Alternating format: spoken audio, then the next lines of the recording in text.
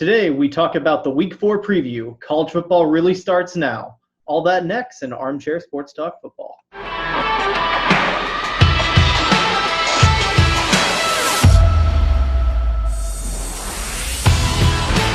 Welcome back. My name is Sean Hicks, and let's jump right into it. So this is, in some ways, the real start of football.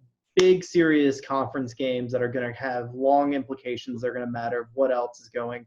3 ranked and ranked teams, top 10 matchups or close enough to top 10 matchups. You've got them each step of the way, noon slate, midday slate, and night slate. This is where college football has truly started. You're going to see all the pageantry. You're going to see the greatness of jump around in Wisconsin, up, down to in between the hedges at night. So this is going to be a giant week for things to get started. And because of that, we're going to focus on what is, at least in my opinion, because it's what I know most about and what I care about, the 2 biggest games. And that's going to be Michigan, Wisconsin, Georgia, Notre Dame. So we're going to talk about those exclusively. Understand there's a lot of other important things going on this week, but let's focus on the big ones once we care about the ones we can get a little in depth in. So first of all, Michigan, Wisconsin, we'll go in order of when the games start. Ooh boy, these lines have flipped massively. So to give you an idea, preseason expectations was Michigan +7, which I think was kind of ridiculous on one end, this game is going to be played in Madison at a noon start, or actually 11 a.m. in Wisconsin, is there in Central Time. And now it's a 3.5 favorite to Wisconsin. I think this is a bit of a massive overreaction, a little bit to what was Wisconsin smashing some teams that were barely functioning, and Michigan playing the triple option and fumbling the ball 3 times in the first half and just giving Army 3 points. So, I feel like it's a bit much for what we see. To me, this screams kind of a pick'em. I think Michigan's probably a better team from a talent-wise, no doubt. I think Wisconsin's in a better place early on and at home. And it's going to be really tough to pick. And I'll get down to it when I discuss Michigan because they're the more enigmatic team here. Wisconsin, I think you know what you're going to get. So let's start with what they've done so far. Absolutely crushed South Florida. Charlie Strong, get the hell out of here. You have to get fired. It's embarrassing what's going on there. And absolutely crushing Central Michigan. They're the best defense by moons ahead of each other. They've given up a total of 0 points this year. They've given up a total of about 250 yards of offense between 2 teams this year. I mean, and they pulled the full Rutger on Central Michigan, which is more points than the other team has yards. So, yeah, good times, good starts. But for Wisconsin, especially on offense, you know what they're going to look like. They're going to line up in a power high formation. They're going to line up in a flex bone formation. By the way, not like triple option flex bone. This is more of a traditional flex bone that you would see with one eye back. They're going to run inside zone. They're going to run power. They're a gap first team. They're going to try to knock you off the ball, run play action. And it all starts with probably, in my opinion, the best skill position player in America, which is Jonathan Taylor. Jonathan Taylor is horrifically under-talked about in the nation of best players around here. Jonathan Taylor is unreal.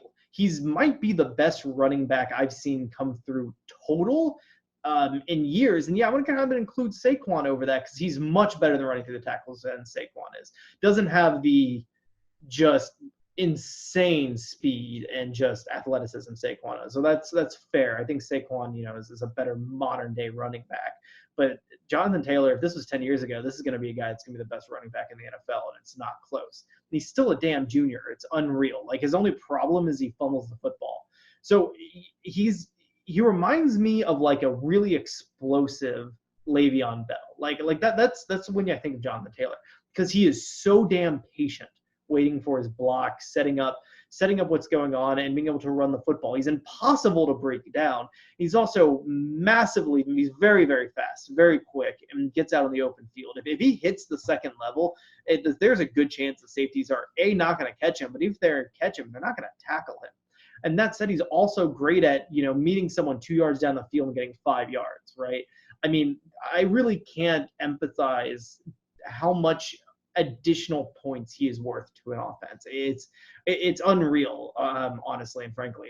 In my opinion, Should be your Heisman candidate and probably Heisman winner for what he means from what Heisman is as best player in the nation and what he is to the team. He's not going to win it because he plays for Wisconsin. Wisconsin's pretty much going to have to go undefeated for them to have a chance for that. But he's unreal. Like 2,000 yards the last 2 seasons, each of the last 2 seasons. Like, how is this guy not more talked about? For Wisconsin, they did lose 4 offensive linemen last year, but they have an All-American at center, probably the best center in the entire nation, along with an incredibly all Big Ten level guard that they have. And not as strong. They've actually struggled running the ball on the left side of the line. And I hope Michigan exploits that by running a whole lot of slants and maybe switching where Quintez Cephus is their best defensive lineman for the whole time and making them run through it. But they can get massive push and be able to crush. The difference this year is so far they have a passing game, but it's a little – let's just say I'm not quite buying it yet. Almost their entire passing game against South Florida was screen passes that were pretty much did everything, which was Jonathan Taylor pretty much doing everything for him. I will say this, Quintez Cephus, who missed all of last year with a very challenging legal thing, which I'm not going to get into, but he was acquitted from it. He was said innocent, so court of law goes by that. We will go by that. Is really the only guy in Wisconsin that can match up as a receiver. And he's really, really good. I think his problem is that he's going to be going up against one of Michigan's top cornerbacks at all time. And even if he gets matched up with Vincent Gray, I think Vincent Gray is a very large gentleman that fits Cephus as well. It's not a great matchup for him. Jake Ferguson is their tight end. Kind of disappointing as a blocker this year. I mean, still catching some balls, but probably not where they want to be. Overall, this is a really improved offense. This is a significantly better offense on paper. The biggest concern I have for them is their head coach, Paul Chryst, is a turtle. And if he sees a 3rd and 3, 3rd and 4 probably, and that's not a running down to him, he's out of his goddamn mind because that should be 4 down territory immediately. I mean, seriously, guys, last year they were never stopped on below 4th and 2, and they did some crazy things and choose not to do it. And they also punts ridiculously in opponent's territory. I mean, I think Michigan get the edge there by not being massively retarded from that aspect of it. So moving on to Michigan's offense, will the real Michigan offense please stand up? From a talent-wise, it should be a top 10 offense all around the board. I mean, from Nico Collins being one of the best receivers in the nation that no one hears about because we refuse to give him 10 targets a day, which is idiotic. Tariq Black, who's awesome. Charbonnet, who looks like he might be hurt, which freaking sucks, but is looking like a transcendent level freshman. Turner's still very good. Shea Patterson is very, very accurate, even if reading his defense isn't his biggest strong suit. And they put up 14 points in regulation on Army. Okay, here's the thing. For the Army game, it was very weird. We botched a bunch of reads. And the reality is our offensive linemen whipped Army's ass the way you would expect it. And a bunch of reads were botched, and our game plan in the second half was beyond terrible.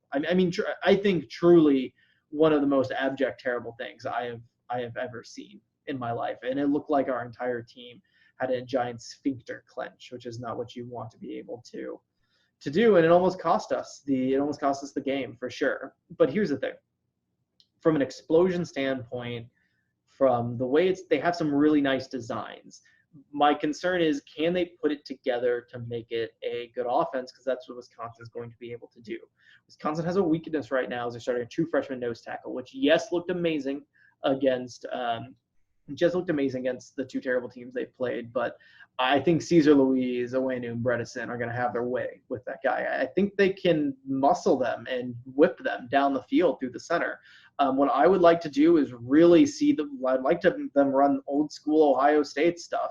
RPOs spread out to the sideline and very tight inside zone in the middle. I think they could have some pretty serious ass success, but it's hard to predict that based off what we've seen so far. I mean, listen, the reality is, given the way we match up on offense, which is really well, to be honest, we could explode. But, I mean, how do you predict that, right? Given what we've seen so far. I don't. The other thing I will add is we are walking wounded. John Runyon who's an all Big Ten left tackle, is supposed to be back, and I think that will fix a lot of challenges we had. However, Charbonnet, he's apparently shown to be hurt. He's our top running back. Donald People-Jones probably not going to play. Who's our top receiver? There's some injuries. True Wilson, our second running back, is probably not going to play. There's some serious injury concerns on our team right now, and my team right now, Michigan, and I'm very concerned about that in the long run. The second thing is, if Wisconsin gives you free yards, you got to take it. That was the other problem against Army, is their cornerbacks were running 10 yards off the receiver. I promise you, if they lie nose to nose to Nico Collins, Tariq Black, Ronnie Bell, they're going to die. So they're probably going to pull back and make us do something. Run a goddamn smoke screen, for God's sakes. It's the dumbest thing in the world, but it'll make a lot of hay on it.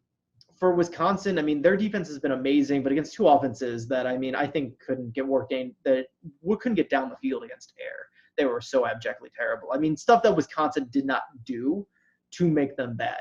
Weirdly, they're essentially running mostly at what's called a 2-5-4 right now, which is the dumbest freaking thing. 2-4-5. I mean, it's a 4-3 is basically the way it's set up. It's a traditional 4-3. They just don't want to call it that. They're going to run a bunch of cover 2, cover 3, which Shea sucks at reading. So we better make sure that most of these reads are pre-snap. For Michigan, and they rely on getting pressure at the edge, but they've been very passive. It's there's a good chance that they're going to save up all their creative defensive blitzes in this game, and that's a big concern. I think they're going to get home more often than not. I think for Michigan, we're going to move the ball. We're going to move the ball down the field and get killed by big negative plays, is how it feels like from that end. So that's really the concern there, is from can consistency in big plays. If Wisconsin can prevent the big plays, they should win this game. That's the way I look at it. They should win this game, because when you look at Michigan's defense, their weakness is right down where Wisconsin wants to do, which is down the middle. We're so hurt at nose tackle. We play smaller linebackers. We're not built to stop this level of an offense, which means we're going to have to score points in what's going to be a low possession game anyway. I don't expect Wisconsin to just blow them out of the doors, but they're going to put up points in the 20s, right? In probably an 8-9 possession game. Michigan has to do the same to be able to do that at the end of the day. When I looked at Michigan this year, my team I love, Wisconsin, Notre Dame, Ohio State were the two teams I was afraid of. I predict 10-2, and if they were going to win one of those two, I will take that Wisconsin was going to be one of the losses that they're going to have.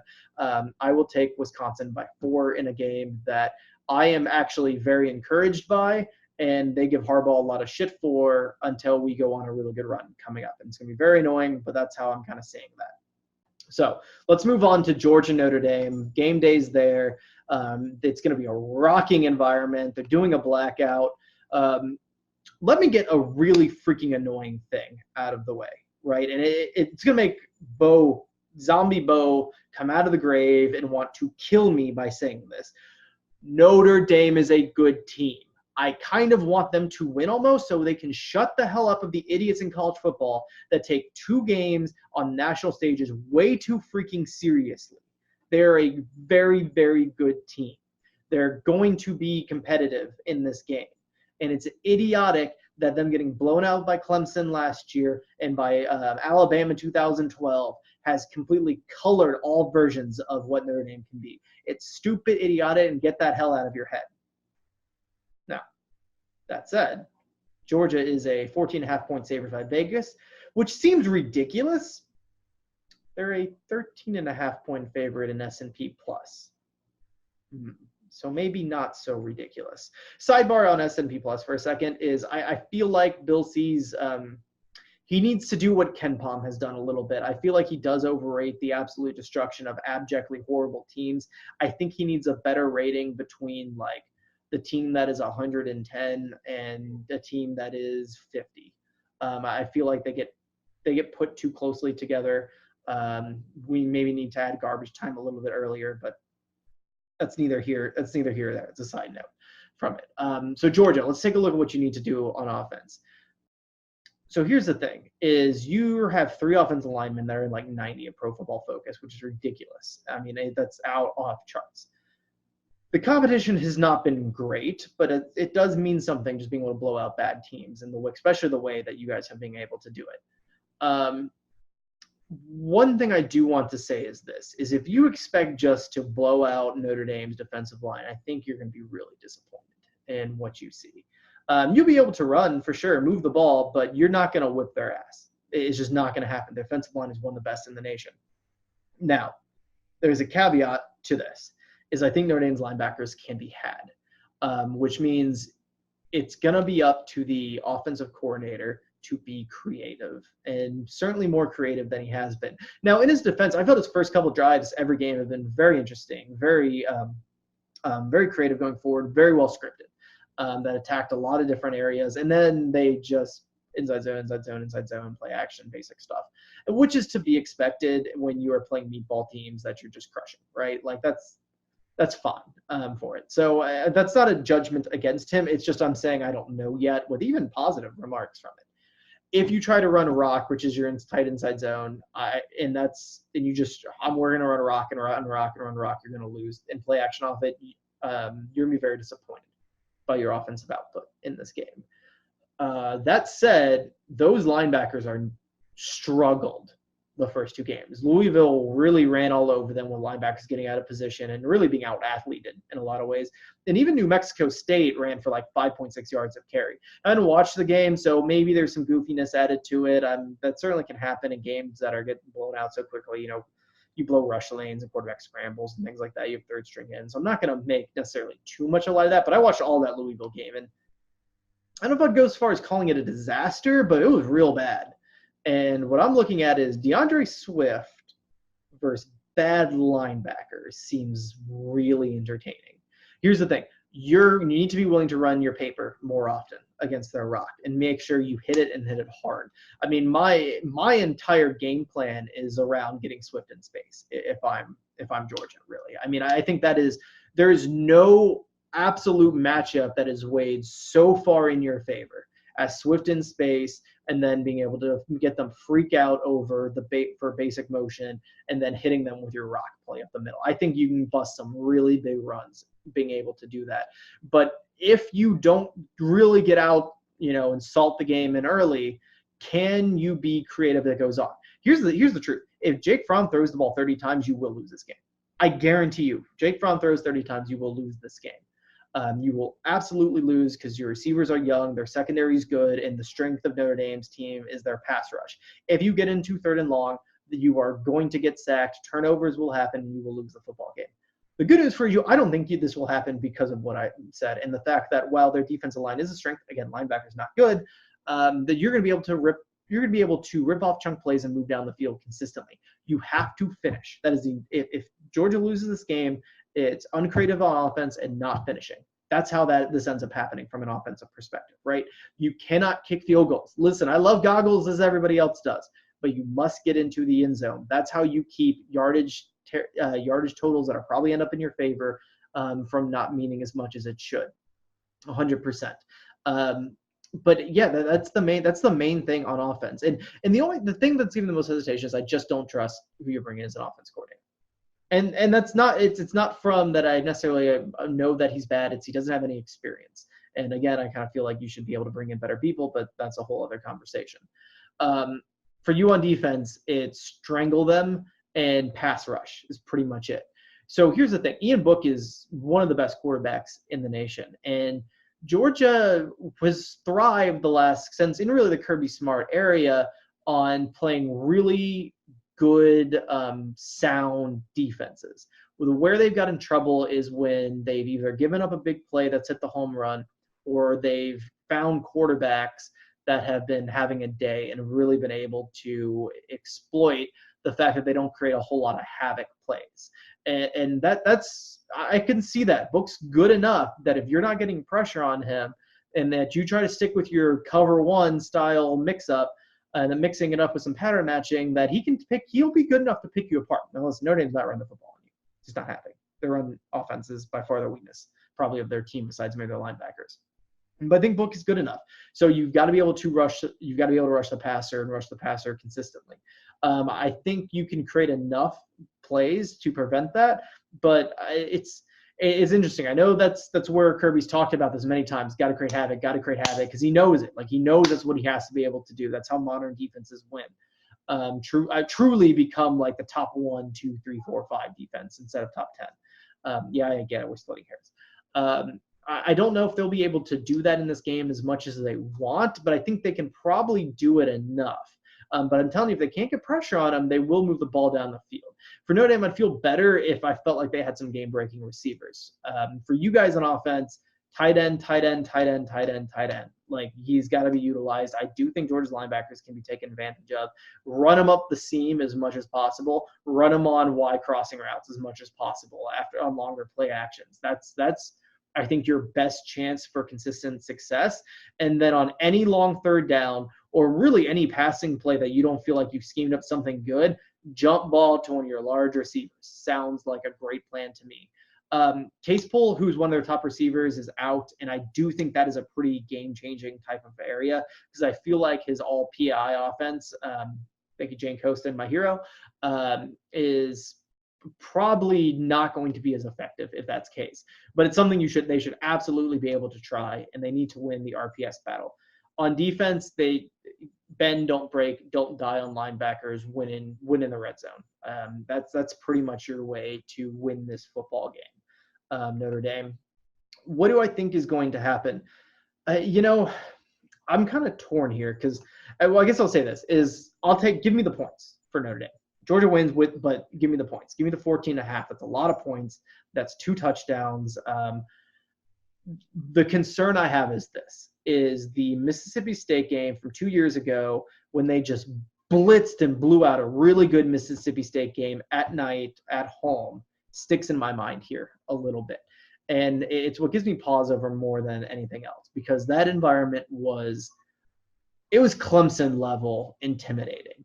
And it was very clear that Mississippi State was shook. And they got destroyed by a Georgia team that, while that team did go on to almost win the national championship, was not that national championship where they were in January was not where they were at that point. At that point, they were still finding their way.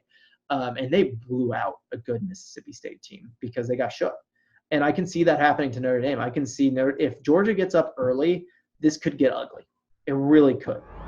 However, what I'm going to take is that Notre Dame keeps their composure. It doesn't get up early, and this is a pretty tight game through 3 quarters. That kind of always is in Georgia's favor, where they win something along 10 points along those lines. And I do kind of feel like a Georgia blowout is more likely than a Notre Dame victory. Even then, it's going to probably annoy the hell out of me if Notre Dame being trash and everything like that. But yeah, give me them to cover the spread. That's what I'll take. 10 points for Georgia, which is still a great win for you, just not quite up overall. All right, guys, let me know what you think by dropping a comment below. Don't forget to like this video, subscribe to future episodes, share with a friend, check out our merch store from Armchair Sports Talk Football. We'll see you next time.